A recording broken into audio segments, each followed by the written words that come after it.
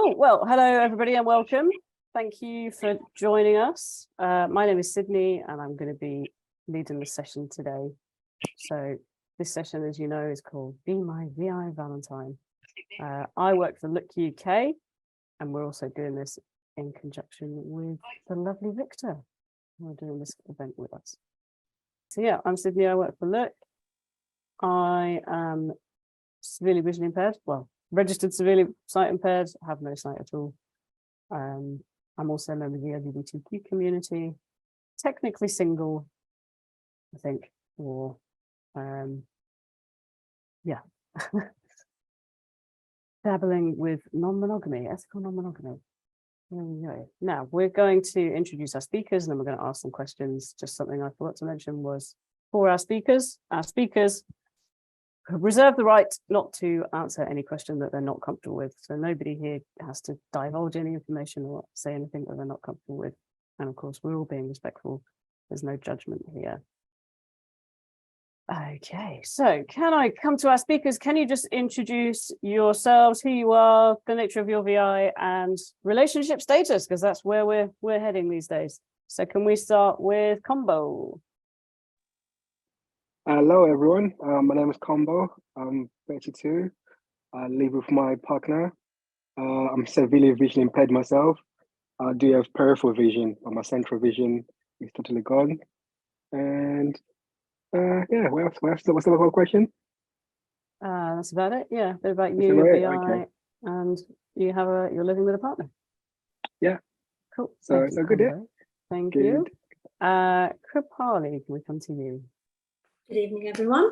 I'm Kripali. I am registered severe sight impaired as well. I have very little central vision, but still got some peripheral. My status at the moment is I'm seeing someone with a question mark. So yeah. So there's a definite question mark there. Well, we haven't kind of figured out where we're at, but we're definitely seeing each other. So that's where we're at right now. So, yeah. Okay, cool. Thank you. And our third and final speaker is Sima. Hiya, I'm Sima. I am registered severely sight impaired. I have no sight at all, no light perception, and I'm married. Oh, thank you. I feel like we've got the full spectrum from, I guess, me and Kripali, who are both kind of seeing someone with a question mark. And Combo is cohabiting, and Sima is married. Okay, we are going to delve into some of the questions that we have prepared. But as I said, if something pops into your head, feel free to drop it in the chat. And we have the lovely Charlotte and Victor monitoring our chat, so she'll pop up and you'll hear her voice at some point. Okay, so the first question, and what I'm going to do, I'll ask the question and then I'll come round to each person individually. So we're going to start at the beginning. First question is, when you're looking for a relationship, where do you start? Do you do singles events, online? How do you go about this? And I feel like I've tried a lot of things. I've done a couple of speed dates, do a lot of online, just checking out the different apps and different things online. And I also run a singles meetup, monthly LGBT singles meetup where I am in Brighton. So that's me, but I want to know about the rest of you. So let's go to Kripali.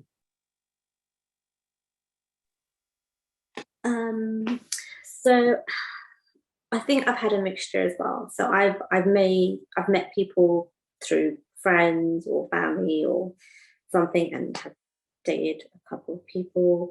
But most recently, and I was made to by a family member, was to start online dating. So you were made to. I was made to. I literally, my phone was taken away from me. Oh, wow. They set me up on a app, which they said they knew someone who had success. So I thought, oh, okay. So they literally just took my phone, took pictures, did my profile, then I went wow. live. We're not advocating forced online dating, guys. I feel like I need to say. It was just a bit of a push and encouragement to just get on and do something. Yeah. So but it was worth it. Yeah. So I've tried different apps. over the years and stuff. And one in particular, Hinge, has been quite good. It's quite accessible. It has a mixture of photos and a mixture of like text, so people answer various different questions on it. And that's where I currently met the person I'm seeing right now. Okay. Yeah, I've used Hinge, and it's fairly accessible, isn't it? It's just about. It's one of the nicer ones that I've used. I've used Bumble, but it can be quite visual with the pictures. Yeah. But it's still good. But yeah, if you struggle with pictures, then it's probably not the best one. So, yeah, and people actually tend to put captions on their pictures on Hinge as well. It encourages them to do that. Yeah, I like that. That's kind of nice. Yeah, I just get annoyed when people don't answer the question very well. That's me. Yeah, that's very true. Like, I think they've completely misunderstood the question. Like, exactly. Yeah, they don't get swipes from me, those people. Cool, thank you. Sorry, I was just talking to Kripali, wasn't I? Your names all went out of my head then. Saima, can we come to you with the same question? So yeah, I've tried to, well, predominantly I was kind of using online platforms, and I sort of thought that's kind of how I'm going to meet somebody. For a bunch of reasons. I think as VIs, not in all cases, but generally it's sort of harder to socialize. And I think at uni I really sort of experienced that. There's a lot where you miss out on sort of body language cues and all the rest of it. So I thought, you know what, let's just stick with the online thing. I actually did end up meeting my husband face to face. Hilariously, I met him through friends, and the funny thing is, we were actually on the same online platform at the time, but didn't know it. That we found each other afterwards just because we were like, what? But we didn't actually match on there. We didn't actually come across each other. But we were on the same online platform, and hilariously it was so inaccessible. But yeah, that's just my funny little thing there. I do think the pros of online platforms are that you kind of get to meet people from all over, people that you'd never meet face to face. I mean, my husband's from London. Not that we ever actually matched on there, hilariously, but my ex was from Sheffield, so it kind of gives you a broader spectrum of people that you can kind of connect with, and you know, if it doesn't lead to anything, you can build some really strong friendships through that. So were you open to meeting somebody who was quite long distance then, if it was online? Yeah, I was. Yeah, I mean, I don't think I'd ever go like kind of someone from another country. Like that's kind of too much for me. But I mean, I'm quite I'm cool with sort of traveling between cities. That never fazed me at all. Yeah, and you're right. That is something that the online world opens up to us, isn't it? Cool. Thank you. Cool story. Combo, what about you? Well, for me, when I lost my vision, my school friends were around me, so meeting people face to face was pretty easy. When I moved to Sussex, it became more difficult for some reason. I didn't get no one noticing me, so then I went on online dating. So when I went online dating, I went on Plenty of Fish. I did try Bandu, but for some reason Bandu didn't have no luck on it. So I went on Plenty of Fish, and yeah, went a couple of dates, met some people. And after Plenty of Fish, tried Facebook dating. At first, I was meeting people, but the Facebook dating, you can actually choose how close you want people to be. So I chose people from Sussex pretty much. So that way I was traveling around Sussex. Then I started making a lot of fake profiles. So I came off that. So that was my dating, yeah. And how did you meet your current partner? So my current partner, my friends, he worked with her, and they're both carers, and he basically told me there's this beautiful girl from Ghana. She just came from Ghana. You really love her. So I was like, okay, give me a number and we get to talk. So he put us on a conference call. On the conference call, we were talking, flirting, and yeah. So I was like, oh, can I get your number? And she went, yeah. Then I didn't get it for a couple of days. Finally got a number. We were talking for, I can't remember how long for. But afterwards, yeah, we met up. And yeah, we just hit off since then. Just, yeah, been great, I guess. Yeah, been amazing. Okay, so yeah, I'm hearing that the online thing, most of us have tried it. It hasn't worked for everybody. Yeah, it could have worked. But yeah, it's an interesting it's an interesting world, the online world. The person that I'm kind of seeing at the moment came from Tinder, would you believe? My experience has been that Tinder is surprisingly accessible. I definitely didn't used to be, but it's actually quite accessible now. But I have no idea. We were talking about this a couple of days ago. I don't know what the kids are using now. That may not be the most popular one anymore. But yeah, there's lots of different apps out there, and like Combo said, you will find fake profiles. Lots of people make fake accounts, or you have to be careful. Always have to be careful. Okay, so going on from that, when we're kind of looking for relationships or at the start of relationships, my next question to you is, how and when do you disclose your VI, your vision impairment? So if you're online, do you put it on your profile? And can you share any tips for making your profile appealing and successful? So I'm going to come around the group again, and I'm going to try and mix up the order every time. So can I come to Cyber? Yeah, so this has always been a hot debate, this one, the disclosure, the timing of disclosure. And it's funny, I mean, going on a slight tangent here, I'm an employment coach, and we have the same thing with CVs. Do you disclose on your CV? Don't you? Interestingly, I don't think you should put it on your CV, but I did put it on my profile. The reason being, I am very particular about sort of taking people's numbers and having loads of guys' numbers in my phone or whatever. And I just think that it's better to kind of, rather than investing energy into something that isn't really going to work, or like investing energy into a person that it just simply cannot kind of get their head around that kind of thing.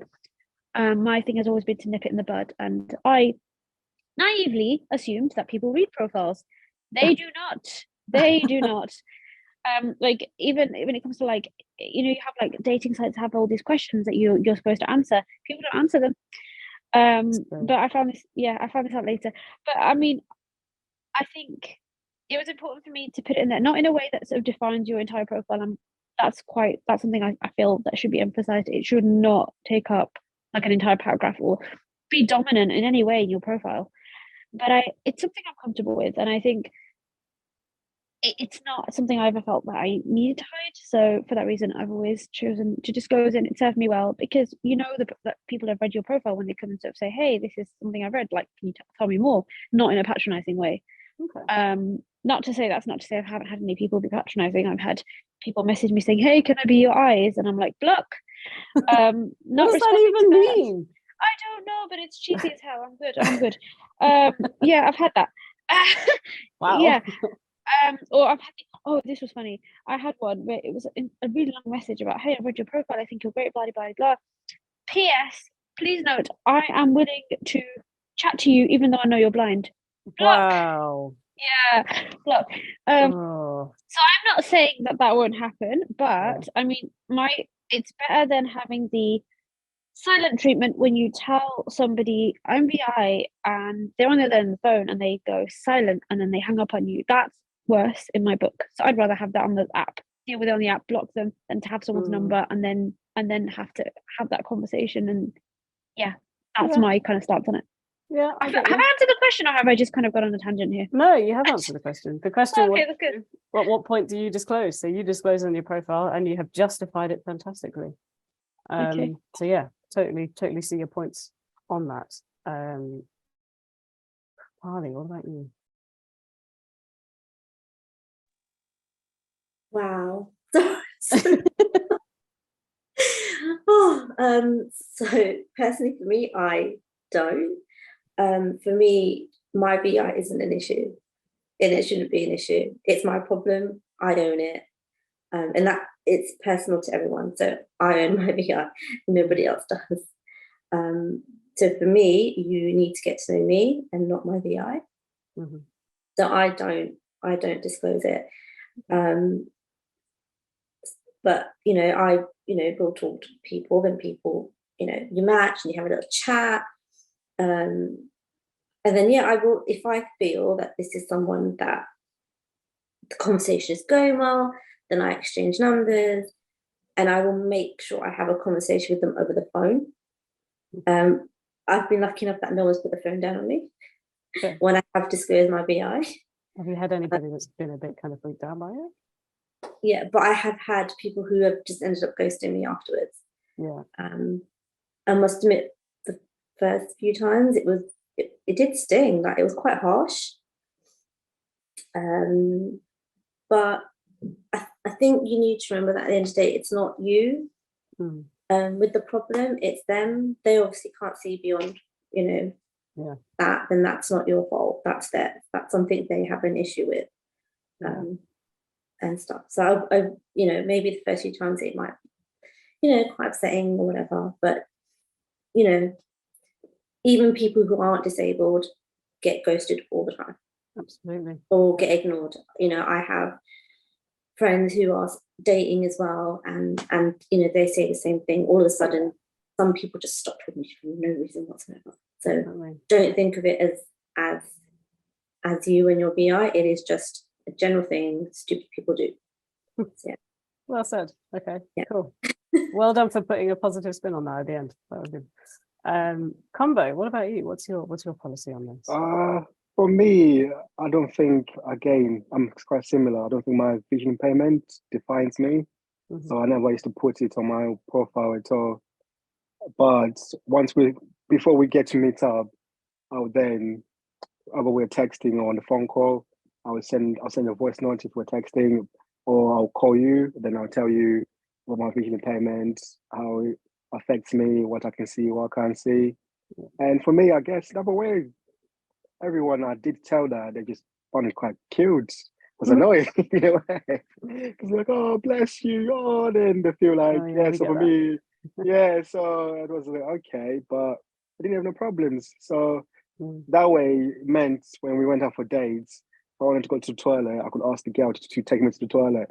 Once I'm there, I know where I am. I can walk back to the place. That way it's much more easier. I don't have to, because obviously I can move around quite good, but if I'm unfamiliar with the place, I rather the person knows. Even if we're meeting, I say, can you meet me at the train station? That way, if I'm going to a different area, I don't know where to walk around. So that's the only time I used to say it. But otherwise, I didn't think I had to tell them, because like I said, it doesn't define me. So I don't want them to be judging me because of that. So and I did, to be fair, I did put it on my profile for a bit. I actually didn't get no replies. So I'm not saying it's because of that, but I just found it weird. So I just took it off because I just thought it kind of makes me feel like I was trying to be, I don't know, like I wanted some sorrow of people. To be like, oh, bless him. So once I took it off, I felt more comfortable because I felt like, they're getting to know me as a person before I tell them that. So I think that's similar to my kind of policy as well. I've never been one to put it on my profile. I've had people that have figured it out from pictures. Like maybe I've posted a picture where I'm not looking directly at the camera. And actually sort of recently I've had my eyes taken out. I now have prosthetic eyes and my eyes look a lot better. And before that, people could tell there was something wrong. So I never put it in my profile. I didn't want it to define me, and my attitude was kind of what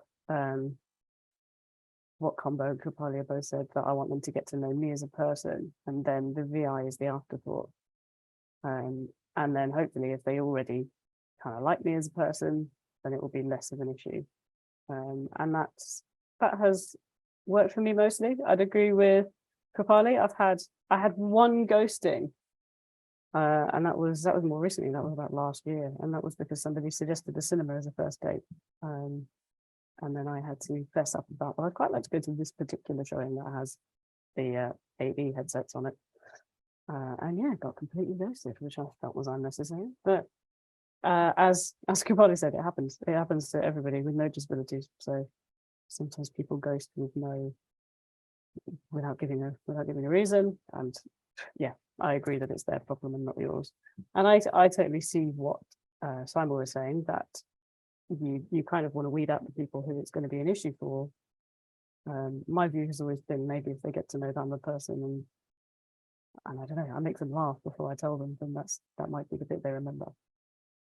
So we've just had, I can see we've had a couple of questions come in talking about Yeah. online dating. That's right. I was just going to interject. Yeah. Waiting for you to round up. So one of the comments is, what would you guys would say? I don't know. Maybe we should take a mini vote. What would you say would be the best dating app? I know you've touched on a couple. What would be your definitive answer if you had to pick one and get rid of all the rest of them?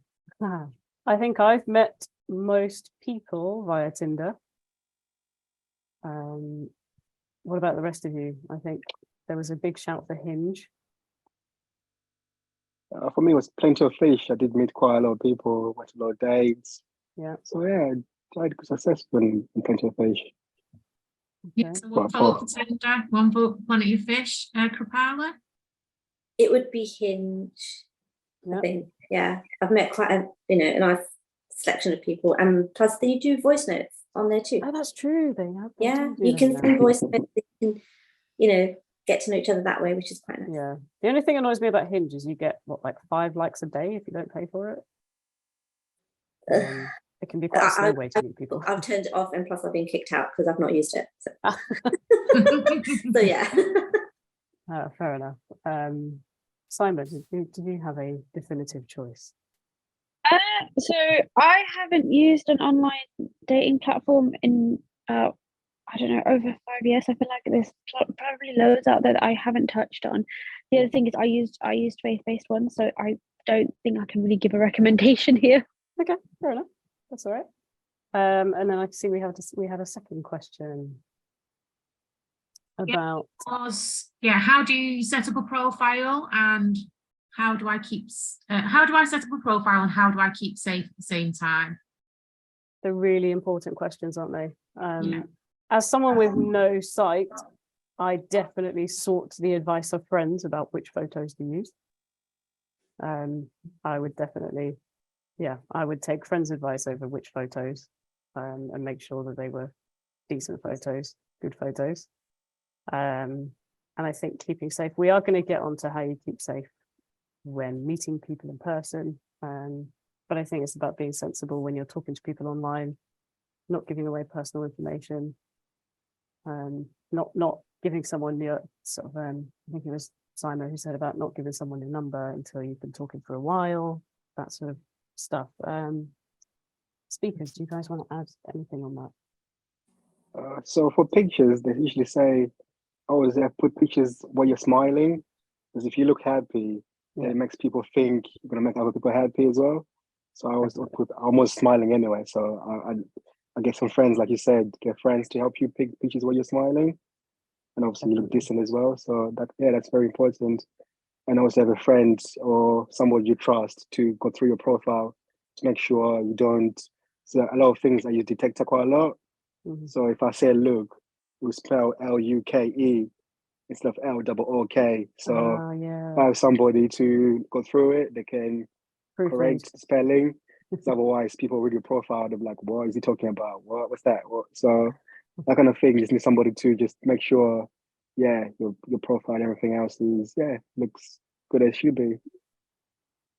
Cool, thank you. Kapali, anything to add on that? No, I think you guys have covered it. Yeah, always just ask someone, a friend or a family member. I usually ask my sister, "Is this picture all right? What does this look like?" Combo smile. Add some different pictures as well. So it doesn't have to be you in the same pose or whatever. So I've got pictures of me doing some sort of sailing activity. I've got one of me going out. I've got me, I think there's one of me stroking the lion. So just various different that's cool. Yeah, so they get an idea of who you are and what you like to do as well. So yeah, it's better than just selfies all in the same room. Exactly. I know I had a picture of me in front of a waterfall in Costa Rica last year. Pictures in different places is a really good shout. And kind of thinking about, we are going to, like I said, we're going to talk more about safety. But also I just wanted to come back to the question about the best app, because what we didn't touch on was kind of different apps for different goals. So we've all talked about Tinder and Hinge, all of these, and Plenty of Fish, all of them you can be on regardless of who you're interested in. So you can select what gender you are and what gender you're interested in. There's more specific apps. There's Grindr, which is the very famous males who want to meet males. There's the biggest equivalent that I know for females is called Her. The accessibility isn't great. And there's a lot of fake profiles on it, but I have used it. So yeah, there are different apps for kind of different preferences. So that's worth keeping in mind. It doesn't all have to be the mainstream. They generally all have an extra cost as well if you want to more swipes per day or more messages per day and things like that. So yeah, don't always pay the most money that you have to. So we're going to talk a bit more about safety. So we're going to go for, let's say you've been talking to somebody and you want to meet them. Either you've been talking online or you've been introduced to a friend like Combo was, and you've been texting. And my question is, when it comes to meeting in person, how do you stay safe? How do you keep yourself safe? Where would you choose for your date? How do you keep yourself safe in that situation? So I want to let's come to Combo this time. Sorry, sorry. I said Combo, but that's fine. Oh, sorry. No, go on. So for me as a guy, I always think it's always good to get a girl to be comfortable. Mm-hmm. So I always try to ask her where you want to meet. Do you want to go somewhere like a restaurant, somewhere where she feels comfortable, but at the same time, I have to make sure I can move around as well. So it's usually the one I usually try to, I usually go to in public, go to a restaurant. Yeah. So go to restaurants, also have to make sure you're eating food. So I know there's some foods that are you're eating and you're trying to talk as well, and the food is going everywhere. Like pizza, so it becomes messy and you can't talk. So things like that I try to avoid. So I try to go places like drinks, go to a bar, have a couple of drinks, talking, or go for a walk afterwards. So things where we're in public, but at the same time, it's not too much kind of thing for me. I have to make sure I'm comfortable as well. Yeah. I think it's very, very chivalrous that you like to let the girl choose the place. But yeah, at the same time, you got to make sure it's Of course. suitable for you, isn't it? Yeah, cool. Thank you. Kripali. So for me, I will always have a conversation with them first. Mm-hmm. So I'm familiar with their voice. I know what they sound like.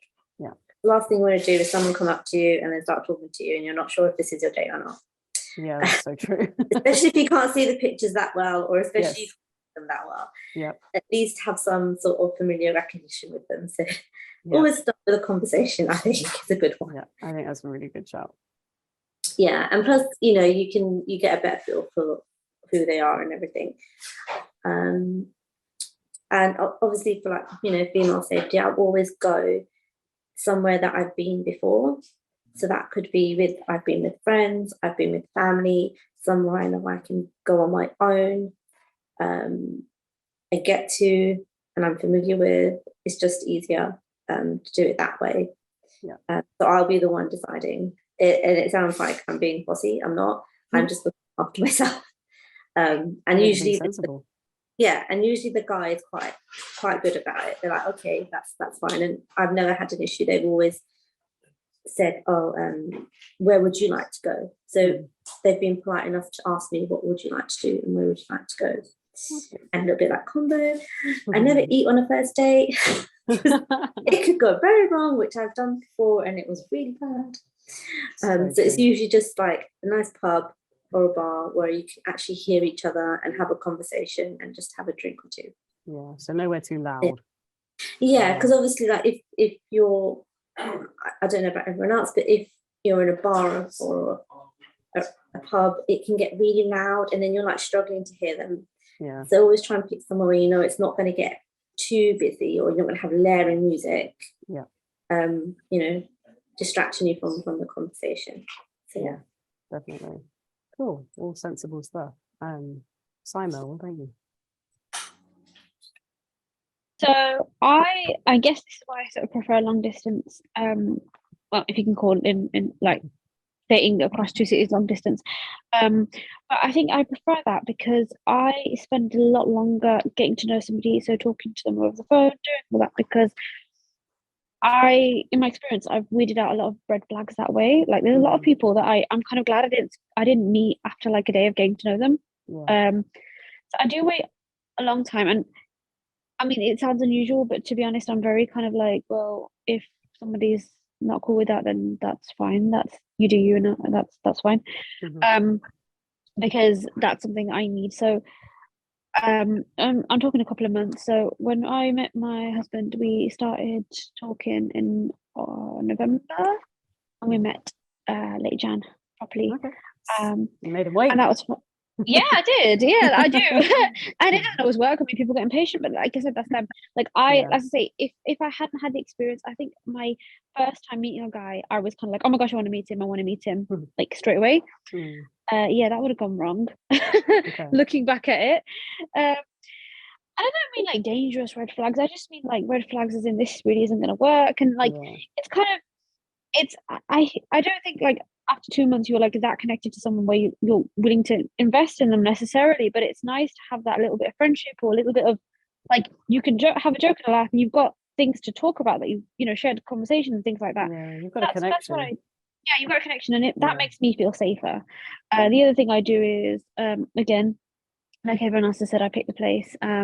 So as I say, my ex was from Sheffield. I had another ex from London, and my husband's from London. So they've always sort of come up to me, and that's kind of again, I don't think I would travel to another city to see someone I barely know. That just wouldn't happen. Yeah. So that's the way I've kind of always preferred it. I mean, my husband's blind, so I guess you could say that's a double standard, because I mean he could have said the same thing, right? But but he came up, so it's fine. Yeah. So there's a restaurant that I like because it's easy access. It's quite small. It doesn't get very crowded. Mhm. Food's good, so I don't have to fumble with the menu and do all that stuff, because there's that whole inaccessible menu thing and Mm. and it's kind of nice because it takes less pressure off the person who's meeting you for the first time. If it's someone sighted, like, can you read the menu for Yes. me? Can you do this Yeah. for me? And all of that. When you can kind of do your thing and be in your space and be comfortable, they're kind of seeing you at your best rather than seeing that side of you first. I mean, I'm not saying that people shouldn't assist you, but I think it's best to kind of give a good impression. So that's Yeah, me. completely. And that's what I do. So there's a restaurant that I just sort of use, and yeah, that works for me. Yeah. Okay. I think that's all really sensible. I've done a mixture of kind of both, actually. I've done a little bit of what you were talking about, Simon, with talking to people who don't live in the same city as you for a while, really establishing that connection. There is a lot you can learn about someone through long phone chats. I feel like it's been a long time since I've done that, but yeah, and that's a really nice way that by the time you meet them, you don't necessarily feel like they're a stranger. You kind of feel like you've already been talking to them for so long, you know who they are.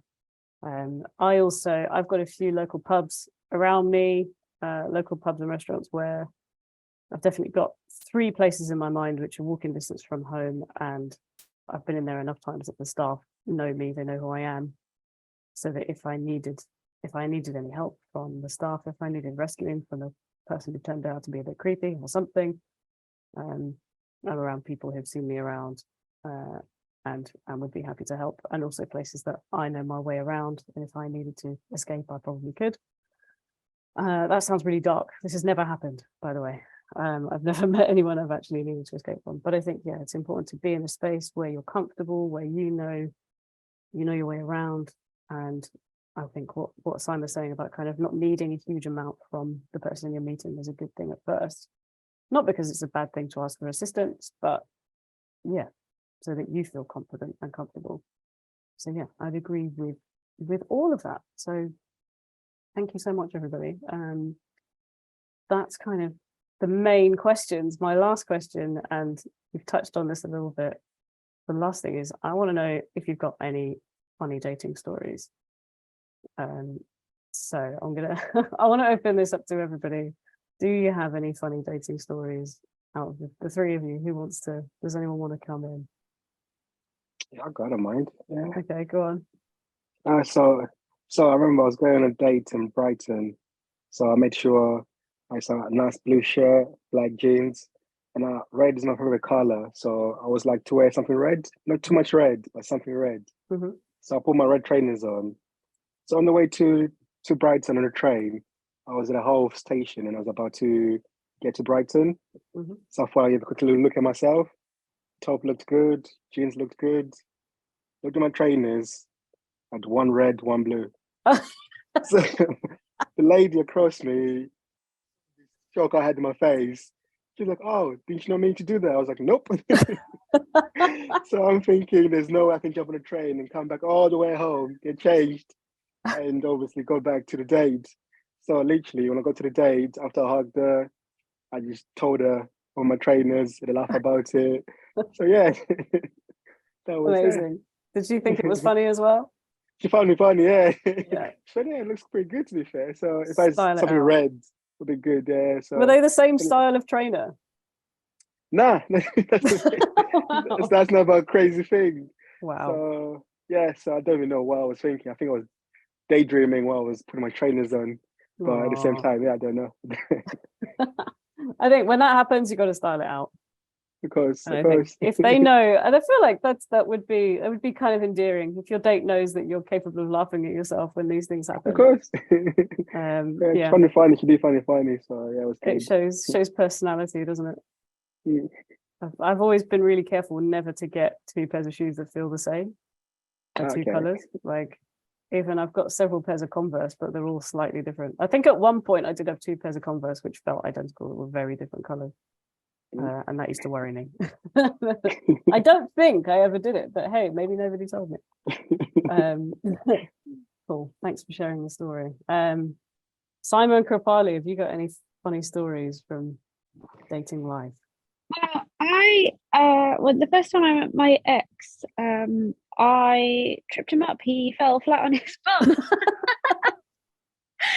Yeah, well, so I was sort of holding a lot of bags and I was trying to like fold my cane was out and it was out in a way that it shouldn't have been and it was sort of sticking out. And yeah, it was one of those classic things. I was trying to put a load of stuff down and all the rest of it. And he sort of came towards me and he fell flat on his bum in Oh the my God. restaurant. Yeah. Wow. So yeah, that happened. I think that might be one of those stories that you find funny, but he doesn't. Yeah, I mean, he laughed, but I don't know if it was a haha laugh or like, run. So yeah, it was fine. We laughed about it afterwards, and it kind of got referenced a lot. So yeah, it was a sound. It was like such a tremendous crash. Oh, and I went, well, at least my cane's not broken. Yeah. That's what counts, right? I need to get back after all. But yeah, I was gonna say, if he'd broken it, it would have been a real icebreaker because he'd have had to take you home. I know, and I'm sure there's more. Like that's all that comes to mind. That's a good one. That is a good one. Simon, any from you?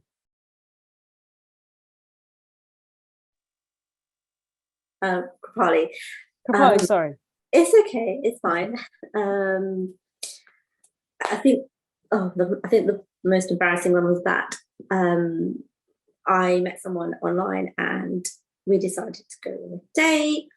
And we went for lunch, and I didn't want to eat pizza because I know how messy it can get. So I ordered the pasta instead, didn't I? Yeah. So it came and it was sizzling, and I left it for a good while before I even touched it. Thought I left it for a good while. So I picked up the fork, dived in, and put it in my mouth. And I realised it was not cold; like it was still piping hot. Oh. And I was like, what am I supposed to do? Because my mouth at this point was burning. Oh. And I'm like, what do I do? What do I do? My date asked me, are you okay? I'm like, because yeah, I was like, imagine my mouth, the roof of my mouth is burning, my tongue is burning, and then my eyes started to water, and I'm like, oh my God, what was I supposed to do? Wow. What did you do? I wiped my eyes and I just had to brave it, and I had to just chew and eat my pasta that was in my mouth, because spitting food out would just not be a great thing. It's not okay. Well, to be fair, I don't think it made any difference, like whether I spat it out or whether I just made a mess of myself that day. Oh, did you tell him afterwards what happened? That it was I said it was really hot. And he's like, "Are you okay?" I was like, "Yeah, I just need some water because my mouth is all burnt inside." Oh, wow. So Okay. hence, do not maybe order cannelloni on a first date. Oh, yeah. Just stick with like chips, crisps. Yeah, just easy food. Like, Yeah, that's a good shout. That is a good shout. Oh my God. Yeah, well done. Those are all really good stories. I did have a similar story to Simon, that I managed to trip my ex up in the middle of a restaurant. I think it was the first time we'd gone for lunch with my dad. She was not impressed. And she did, it was complete opposite to Simon's, where she didn't fall to the ground with a splat. She fell in slow motion and managed to put her pint on the floor perfectly without spilling a drop in the process of falling. So maybe it wasn't that embarrassing. I think it was actually quite impressive. And the other one that happened to me, which is a real curse if you, like me, could date men or women, that I was talking to somebody called Dana. Now, speakers, what gender would you assume that was?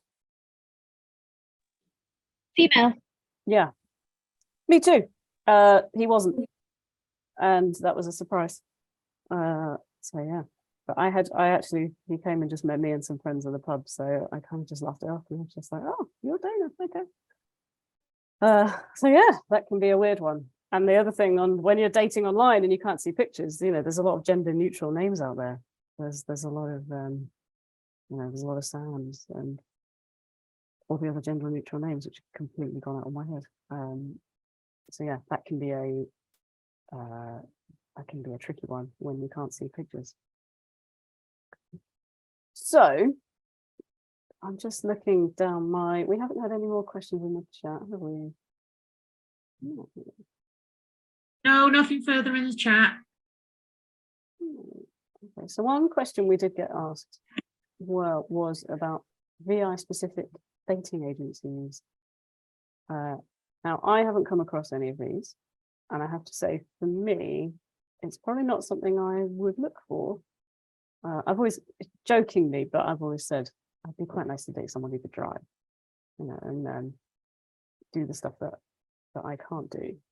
I always think and maybe Simon, I think you said your husband was blind. I always wonder, when you do that, sort of when you go to a restaurant, who reads the menu? But yeah, so the question is, have you come across any VI specific dating or disabled specific dating, and is it something you would want to use? So yeah, Simon, I'm going to come to you.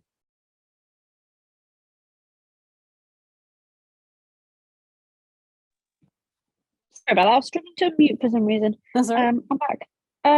So again, my husband's VI. I didn't marry him because he was VI. Which contrary to popular belief, because for some reason a lot of people just sort of seem to assume that. No, but I've never sort of used platforms that are specific to VI, specific to disability, simply because I feel like you're sort of narrowing your field a bit. And as much as it's good to have that in common, I mean, you can have that in common with like friends, right? Like it doesn't necessarily, you don't need it necessarily from a partner.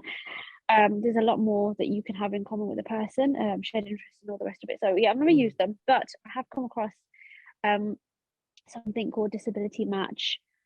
I did look at the reviews for that, mainly because I was curious. So and the reason I looked it up was because I actually did an article, because in my second year of uni, I got engaged. I did. Yeah, I did. It was my second year. I actually think about that. And so I got engaged, and then in my third year, COVID hit, and I was doing my dissertation, and we were invited to do this research project for the assignment for this module, and I can't remember for the life of me what the module was called. Anyway, I chose to write an article on dating with a disability and sort of the common myths and stigma, and I explored topics like, attraction, because there's this whole stigma of, blind people aren't shallow, and blind people just look at personality, we can't possibly be attracted to anything else. And in that article, I spoke to a lot of people, did a lot of interviews, but I also did look at resources and websites for people with disabilities, and looked at dating apps, which my husband was quite worried about, because, well, my then fiance, because I was downloading them and kind of fiddling with them because I wanted to really see how accessible they were. That's what I told him. No, I'm kidding. But yeah, like that was the kind of, that's how I encountered Disability Match, and it is accessible. It's not a VI specific one, so I guess I don't know if it really answers the question, but I did find a lot of VIs on that time. I have to say, the thing that really kind of put me off, not that I was going to use it for dating purposes, but the thing that put me off was everybody seemed so kind of like, I mean, as much as I disclose my disability on my profile, as I've said, it should not define you. And it's like the questions were very disability focused. The profiles were very, this is me, this is how I feel. Some days I'm like this, and this is what I can do, and this is what I can't. Like, there was nothing at all about any other aspect of people's lives, their hobbies, their, and I can't speak for every profile. It's just the general kind of feel of the whole site was very sort of morbid, very what's the word? Like, just about kind of cut off. Yeah, literally, like, this is just our world, and that was it. And I didn't like it. That's me. And I have to say, I mean, it's been a good few years since I've looked at it. Things may have changed, but yeah, to answer your question, Disability Match is one that I've come across. Okay, thank you. Combo, I believe your partner is sighted. My partner is sighted. Yeah, my last girlfriend, she was born blind, but we met through a friend, and I actually didn't know that there was websites that you can just go for disabled or visually impaired people. Would you use them? I was actually I've been trying to design my own dating app that's for disabled people, visually impaired people. So I've got a lot of friends who are visually impaired or blind, guy mates and girl mates, and I just wanted them to somehow have somewhere where they can talk. But because a lot of people just don't feel comfortable going to the normal, like Plenty of Fish or other websites, so they don't even bother with them. So I just want them to go to. So now you've told me there's quite a few of them. I will point them out to them. I don't know. Otherwise, there's definitely about. Say Hinge or something. Someone say Hinge or something. Well, like that. different apps, but I mean, in terms of disabled specific, then definitely. Of course. So I think if there's one where people can just go on it, then because obviously I don't. I said, I don't think my vision impairment defines me. So I've never really cared about looking for vision impaired girlfriend or blind girlfriend or looking for sighted girlfriend. I'll go for the personality. Absolutely. So what can you bring to the table? I'm awesome. So what can you bring to the table? That's always my kind of thing. Yeah, I think it's more about the person. I actually ended up, my ex, who I was in a long-term relationship with, was part-time wheelchair user. So I certainly wasn't looking for a disabled partner, but I met someone with a completely different disability from mine, and it worked in its way because we could each do things that the other couldn't. He was just to say I used to do the heavy lifting and she would read the label and do the driving. So, in many ways it worked. Kripali, what about you?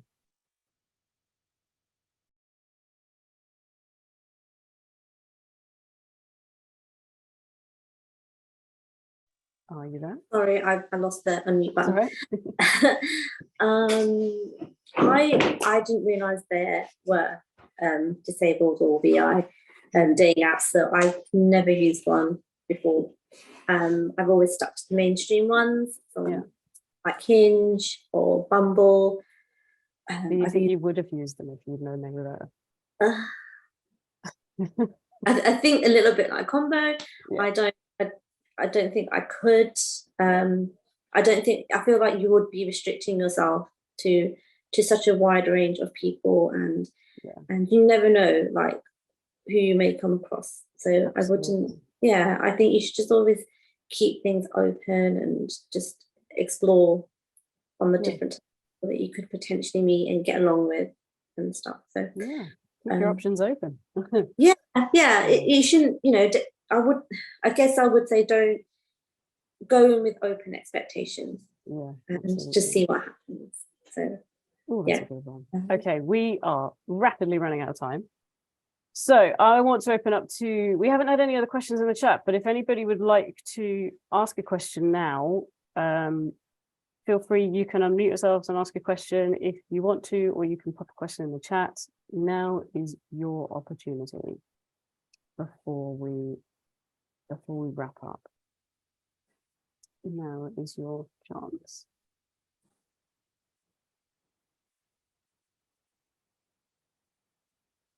So in case anybody's typing in the chat, I'm going to pose our closing question. And if anybody pops a question in the chat in the meantime, we can come back to it. So my last question, just to round up, thank you to my lovely speakers. So the last question is, what would be your top tip as dating for dating as a VI person? So one summary, one sentence, top tip for dating as a VIP, as we like to call ourselves. Combo, top tip, go. So I would say be yourself and be comfortable in everything you say and do. Don't try to be someone else. Amazing. That's a good one. Yeah. Thank you. Kripali? That was my top tip. Sorry? That was my top tip. Yeah, I think it was mine too. Can you top it? Don't feel like you're the odd one or the weird one or the strange one, because there are so many other weird ones out there. Trust me. God. So just so true. just keep that in mind, because I think that would be my tip then. Yeah, I love that too. It's brilliant. It's impossible to be the most weird person in the world, I think. There's always someone weirder. Simon, what would you say would be your top tip? Mine, I guess it's kind of an extension of what people have said.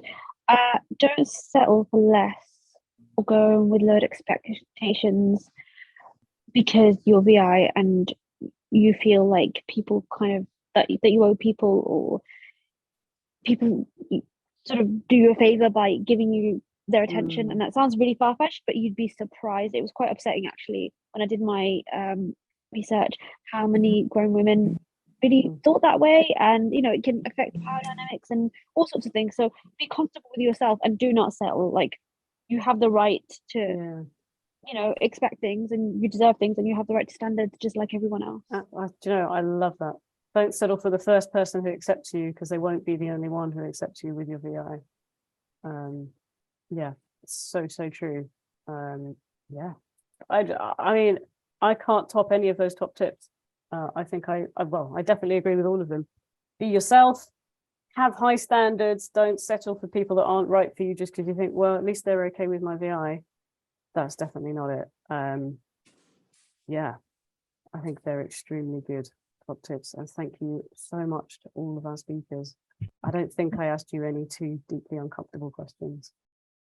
So thank you so much for taking part. I apologize if I've had any background noise. My upstairs neighbors have put music on and being quite noisy.